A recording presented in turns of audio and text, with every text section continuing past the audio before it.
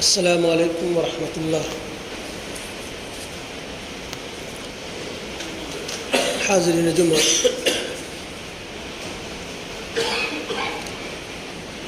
آج کے خطبہ میں میرا موضوع ہے روزہ، کردار اور قرآن۔ حاضرین،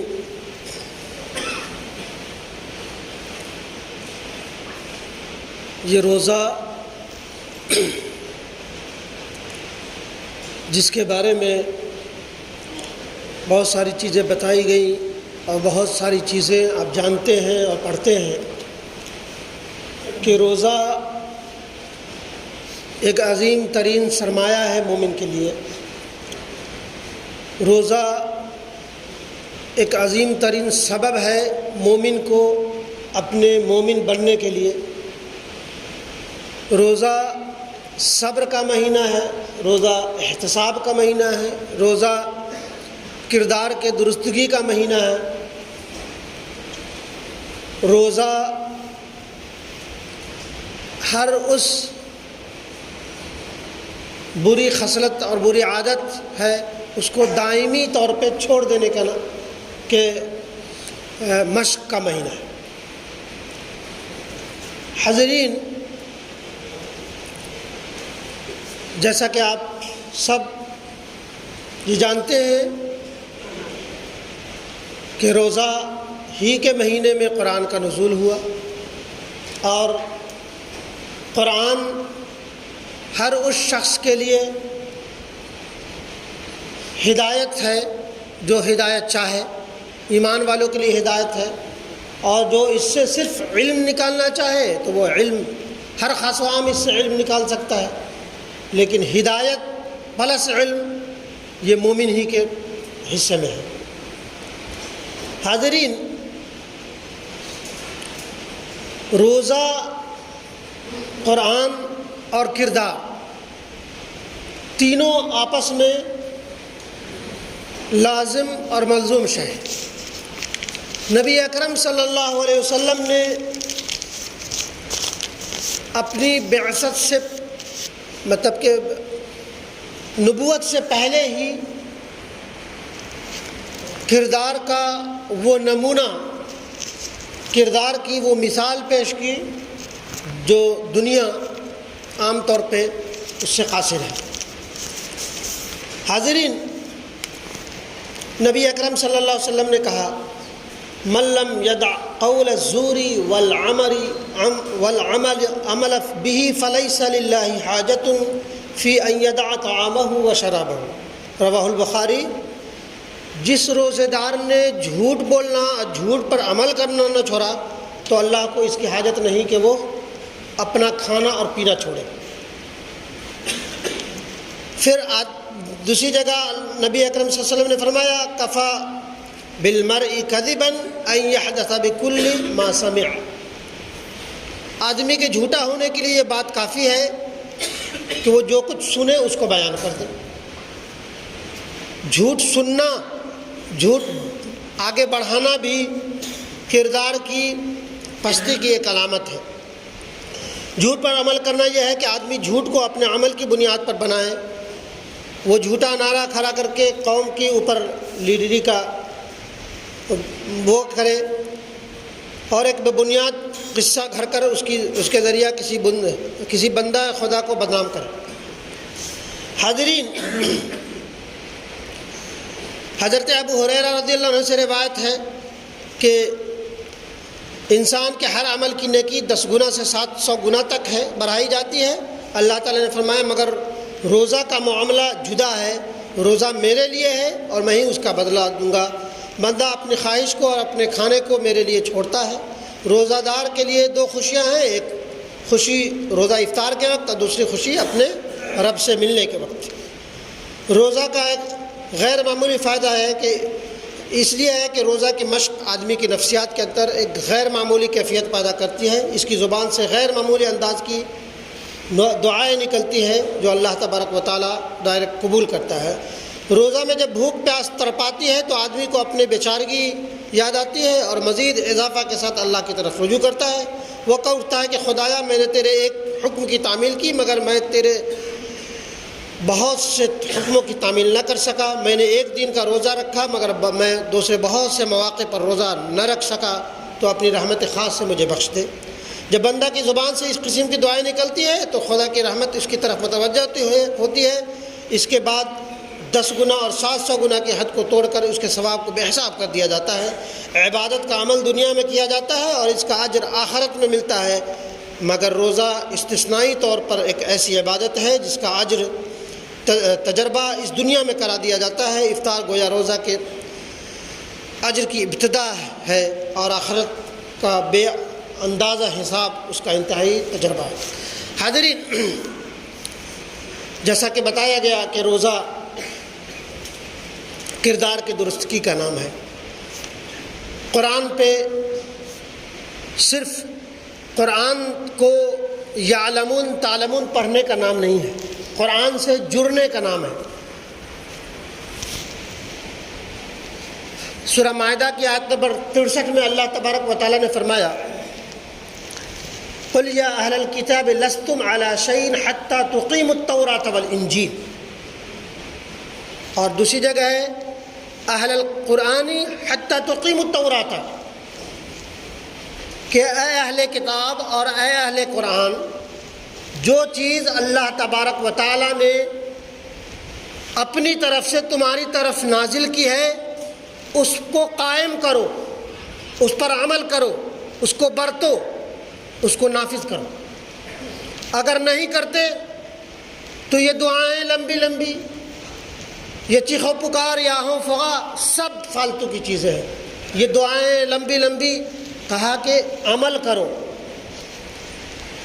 تورات اور زبور کے تعلق سے، انجیل کے تعلق سے اہل کتاب کو کہا کہ جو کچھ اللہ تبارک و تعالیٰ نے اپنی طرف سے تمہیں نازل کی ہے اس پر عمل کرو، اور یہ بات چھوڑ دو لمبی لمبی دعائیں، لمبی لمبی وہ، یہ سب کہا کہ عبقری شخصیات نے کہا یہ سب فضول کی باتیں۔ جب تم عمل نہیں کر سکتے، اپنی زندگی میں نافذ نہیں کر سکتے، تو پھر کیا مطلب؟ کہا کہ اس کو پڑھو اور اس پر عمل کرو، اس کو قائم کرو۔ ہم دنیا کا ٹھیکہ اب یہاں نہیں لے سکتے کہ عمل کریں، لیکن کم سے کم یہ تو کر سکتے ہیں اپنی زندگی پر نافذ کریں، اپنے گھر میں نافذ کریں، اپنے خیش و اقارب میں نافذ کریں۔ یہ ہے کہ ہم یہاں ایسے ملک میں ہیں جہاں نہیں چلتی۔ قرآن کو نافذ کرنے سے مراد یہ ہے کہ آپ اپنی شخصیت کو نکھاریے، آپ اپنی شخصیت پر اس کا عمل کریے۔ اگر نہیں کرتے تو رات کی پچھلی پہر کہہ لیجئے، دن بھر بھوکے پیاسے رہیے، یا کچھ۔ روزہ کا جو اصل مقصد ہے کردار کی درستگی اور قرآن میں ڈوبنے کا۔ قرآن میں ہو غوطہ زن اے مرد مسلمان۔ اور علامہ اقبال نے بڑی پیاری بات کہی ہے کہ تیرے ضمیر پہ جب تک نہ ہو نزول کتاب، گرہ کشا راضی ہے نہ صاحب کشاف۔ قرآن کا ایک ایک لفظ بس اوقات انسان نہیں سمجھتا ہے، لیکن اس کی جاذبیت آپ کے دل پر نہ اترے۔ قرآن کا ایک ایک لفظ جب پڑھا جائے یا پڑھو اور تمہارا دل نہ تڑپ اٹھے تو بے معنی ہے۔ کہا کہ امام راضی نے بڑی لمبی چوڑی تفسیر لکھی، کشاف نے کہا کہ اس سے کوئی لا حاصل، کہ قرآن کا مقصد ہے قرآن جب پڑھو تو اس میں ڈوب جاؤ، اس میں کیا کیا نسخے کیمیا ہے، کیا کیا بڑی عظیم ترین اشیاء ہے، اس میں ڈوبو، اس سے نکالو۔ سب سے پہلے تو ہدایت پاؤ۔ قرآن ایک ہدایت کی کتاب ہے، اور ہدایت جو انسان پا لیتا ہے وہ ہر نعمت کو پا لیتا ہے۔ جس انسان کو ہدایت نہیں، جو قرآن سے اور رمضان سے ہدایت نہیں پاتا، تو کہا کہ ہدایت اگر ہر چیز کے ساتھ شامل ہے تو وہ اصل میں مقصود ہے۔ ہدایت نہیں ہے، مال و دولت ہے، جاہ و عظمت ہے، عزت اور مرتبہ ہے، تو تم وہی بے مروتی کرو گے، وہی بےہودگی کرو گے۔ اگر قرآن کے ساتھ ہے، ہدایت کے ساتھ نعمت ہے، مال و دولت ہے، قرآن کے ساتھ اگر اولاد ہے اور ہدایت یافتہ نہیں ہے تو بے فالتو ہے، وہی جو اوباش قسم کے گلیوں میں بوا پھرتے ہیں وہی ہو گئے۔ کہا کہ ہدایت کی دعا مانگو، ہدایت پلس نعمت، جس میں مال ہے، دولت ہے، بیوی ہے، بچے ہیں، عہدہ ہے، منصب ہے، سب چیز ہے تب تو ٹھیک ہے، ورنہ یہی نعمتیں، یہی عہدے کبھی تمہارے لیے وبال جان نہ بن جائے۔ حاضرین، وقت یہاں اجازت نہیں دیتا کہ بہت ساری باتیں کہی جائے۔ حاضرین، روزہ اپنے احتساب کا مہینہ ہے، وہ جس میں کردار ہی آتا ہے کہ اپنے من میں ڈوبنے کا مہینہ ہے کہ ہم یا تمام ہمارے گھر والے قرآن پر کتنا عمل کر رہے ہیں، کہ اپنا احتساب کریں کہ ہم قرآن پر کتنا عمل کر رہے ہیں، اپنی زندگی میں کتنی اچھائی ہے، کتنی برائی ہے۔ ہمارا کردار سب سے پہلے آپ کی گفتگو سے شروع ہوتی ہے، آپ کے چلنے پھرنے سے، آپ کے بولنے سے، آپ کے ہر ایکٹیویٹی سے یہ پتہ چلنا چاہیے کہ آپ قرآن والے ہیں، رمضان والے ہیں، اور جو رمضان کا اور کردار کا جو وہ ہے اس سے کہا جاتا ہے، عام طور پہ یہی کہا جاتا ہے نا کہ قرآن آیا ہے ترقی کے لیے، انسان کو عظمت اور بلندی کو پہنچانے کے لیے، لیکن احوال ہمارا یہ ہے کہ ایک معمولی سے معمولی انسان آپ کے پرسنالٹی پہ، آپ کی شخصیت پہ چوٹ کر کے چلا جاتا ہے۔ یہ کیا وجہ ہے؟ اللہ تبارک و تعالیٰ نے قرآن میں بڑی ساری چیزیں جہاں بیان فرمائی ہے، ہر مرض کا علاج اور ہر چیز کا مسئلہ اللہ تبارک و تعالیٰ نے فرما دیا ہے، جس میں سورہ رعد کی آیت نمبر 13 میں بڑی صراحت کے ساتھ فرما دی ہے، ان اللہ لا یغیر ما بقوم حتی یغیر ما بانفسہم واذا اراد اللہ بقوم سوءا فلا مرد له وما له من دونہ من وال۔ اللہ تبارک و تعالیٰ کسی قوم کی سزا کا ارادہ کر لیتا ہے تو وہ بدلہ نہیں کرتا جب تک کہ وہ چیز وہ خود نہ بدل لے جو ان کے اپنے دلوں میں ہے، اپنے احوال میں ہے۔ کو پوری دنیا آپ کی دفاع میں آ جائے، اللہ تبارک و تعالیٰ کا فیصلہ آپ کو سزا دینے کا ہے تو کبھی وہ بدلہ نہیں کرتا، کہ اللہ تبارک و تعالیٰ کسی قوم کی حالت اس وقت تک نہیں بدلتا جب تک کہ وہ خود اپنے احوال کو، اپنے جو کردار کو، آپ کا جو چریتر ہے، آپ کا بول چال ہے، آپ کا رہنا سہنا ہے، آپ کی سوسائٹی، سب چیز پیور اسلامک اور قرآنی نہ ہو جائے تو وہ اللہ تبارک و تعالیٰ سزا کا ارادہ کر لے تو وہ کر کے چھوڑتا ہے۔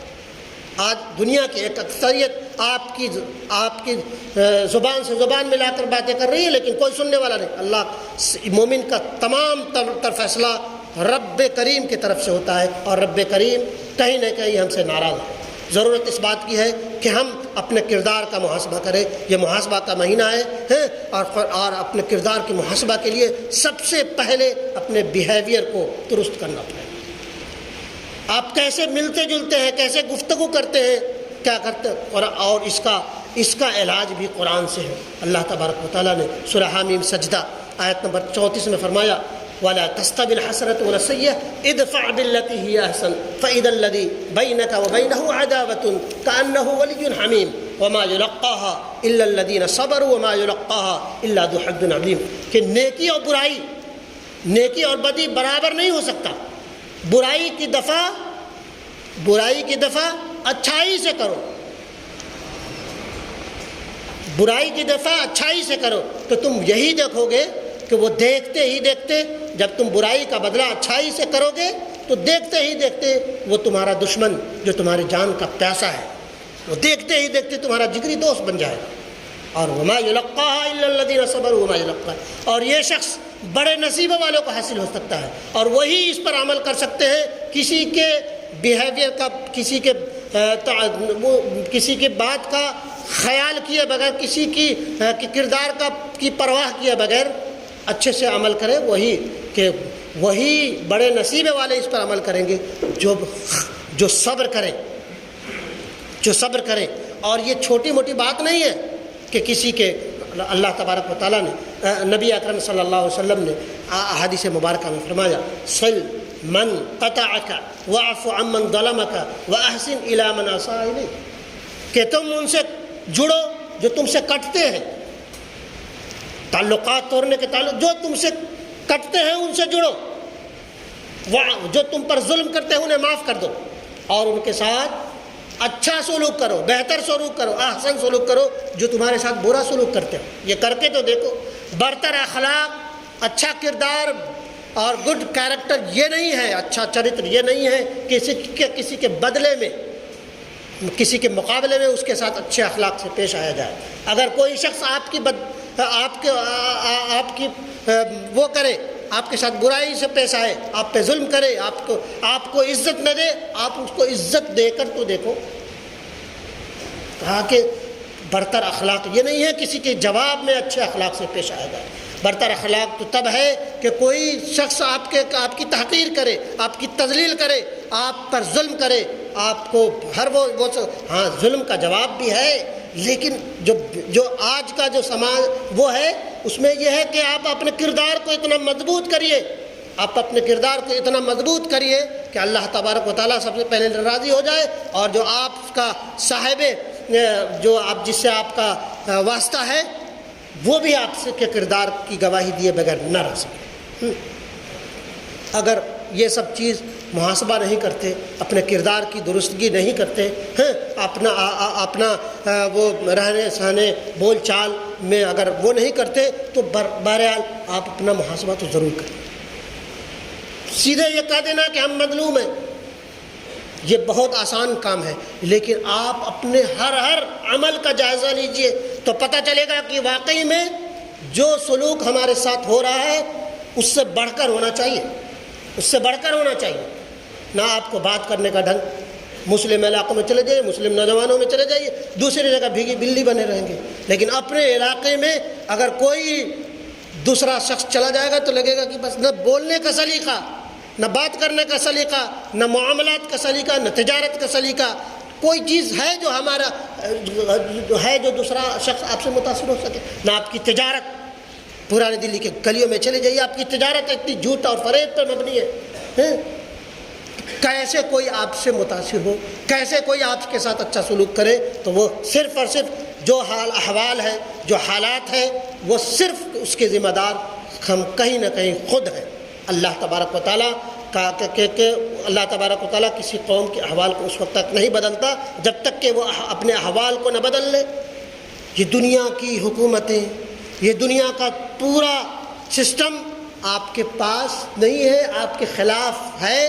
یہ بھی رب کریم کی طرف سے آپ کے لیے رحمت ہے۔ رحمت اس لیے ہے کہ آپ کو اللہ تبارک و تعالیٰ آپ سے خوش ہے، چاہتا ہے کہ آپ کو پاک صاف کر کے، آپ کو باکردار کر کے آپ آخرت میں بلائے، تاکہ آپ کی جو بے ترتیبی دنیا میں ہے آپ کم سے کم رب کو نہیں دیکھ کر کے اس سے نہیں ڈر سکتے، تو جو تمہارے پر مسلط کیا گیا ہے اس کے ڈر سے تو تم اچھے اور اپنے جو بیسک چیزیں ہیں اس پہ لوٹاؤ۔ تو یہ کہا جائے کہ ظالم جو ہے وہ بھی اللہ کی تلوار ہے، وہ چاہتا ہے کہ بڑے چھوٹے ظالموں پر بڑے ظالم کو مسلط کر دے تاکہ وہ چھوٹا ظالم اپنے ظلم سے باز آ جائے۔ اور مومن کے لیے، مسلمان کے لیے سب سے بڑا ظلم یہ ہے کہ قرآن جیسی نعمت، ایک نسخہ کیمیا جس کے پاس ملی ہو اور اس کو فرق ہی نہیں پڑتا کب نماز آیا، کب رمضان کا مہینہ آیا، کب قرآن کا مہینہ آیا، گزر گیا۔ آپ اس سے قرآن جیسی نعمت آپ کے پاس اور آپ کی بدنصیبی اور آپ کا یہ حوال، تو کہیں نہ کہیں اللہ تبارک و تعالیٰ آپ سے آج بھی خوش ہے۔ وہ چاہتا ہے کہ آپ اپنا محاسبہ کریں، کہ رب کے ڈر سے نہیں تو رب کے کیے ہوئے مسلط سے ڈر کر آپ اپنے کردار کا جائزہ لیں، اور جو آپ کا جو اصول ہے، آپ کا جو مرتبہ ہے اس کو پہنچنے کی کوشش کریں۔ بہرحال اللہ تبارک و تعالیٰ ہمیں اور آپ سب کو کہنے اور سننے سے زیادہ عمل کی توفیق دے، آمین یا رب العالمین۔